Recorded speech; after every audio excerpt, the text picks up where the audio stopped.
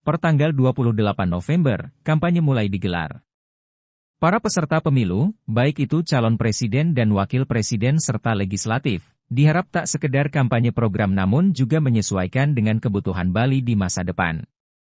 Guru Besar Ekonomi dari Universitas Udayana, Profesor Wayan Ramanta, Selasa 28 November 2023 mengatakan, memang sudah seharusnya mengkampanyekan program yang sesuai dengan kondisi dan kebutuhan Bali, disusun dan direncanakan pemerintah Bali sehingga tidak monoton.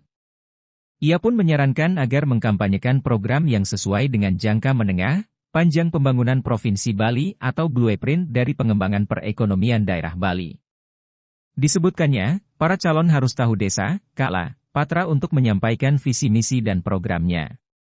Bali saat ini sangat ketergantungan dengan pariwisata. Harapannya, mereka bisa menyampaikan program untuk menunjang pariwisata budaya Bali. Misalnya menambah dana transfer ke Bali 2 kali lipat daripada yang diberikan saat ini. Pariwisata adalah sektor yang mendatangkan devisa terbesar kedua saat ini sehingga dengan demikian diharapkan mereka dapat berinvestasi, melakukan perawatan budaya Bali, baik perawatan benda maupun tak benda dengan menambah dana transfer yang lebih banyak.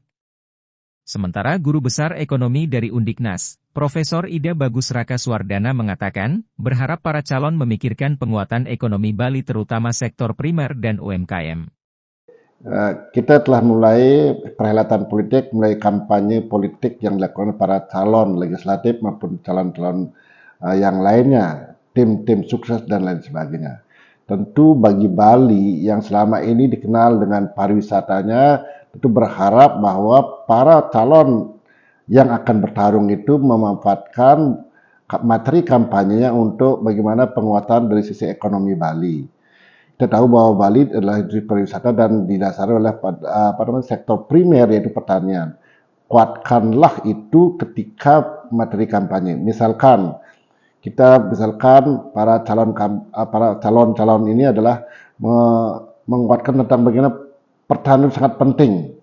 Harus dipelihara penting sehingga pariwisata akan datang. Nah, berikutnya juga tentang bagaimana memanfaatkan materi kampanye untuk penguatan UMKM. Kita di Bali ini bahwa kekuatan UMKM sangat dari sejak dulu, terutama para perajin.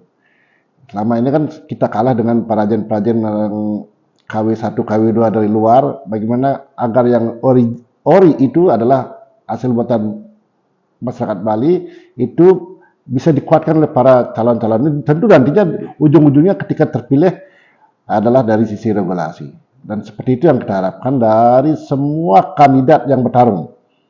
Tidak hanya harus menang secara politis saja, tapi akhirnya kita harus berpikir bahwa Bali ini perlu diselamatkan secara ekonomi. Kita tahu bahwa beberapa tahun terakhir gempuran para pendatang menyebabkan ekonomi masyarakat Bali agak sedikit boleh dikatakan terpuruk. Kenapa? Karena dari sisi ekonomi mereka kalah. Contoh saja bagaimana datangnya para pedagang eceran, para pedagang sayur, retail yang warungnya banyak sekali bertebaran di pelosok-pelosok di kota-kota, terutama kota-kota seperti Denpasar dan beberapa kota yang lainnya. Kita kuatkan adatnya lagi. Nah, sehingga dengan kekuatan adat bisa menyaring para pendatang untuk membuka bisnisnya sehingga orang Bali tidak terkalahkan. Kalau misalkan dikuatkan dari sisi pelayanan, dari sisi modal dan sebagainya, saya kira itu penting juga. Demikian. Cita Maya dan Eka Adiasa melaporkan.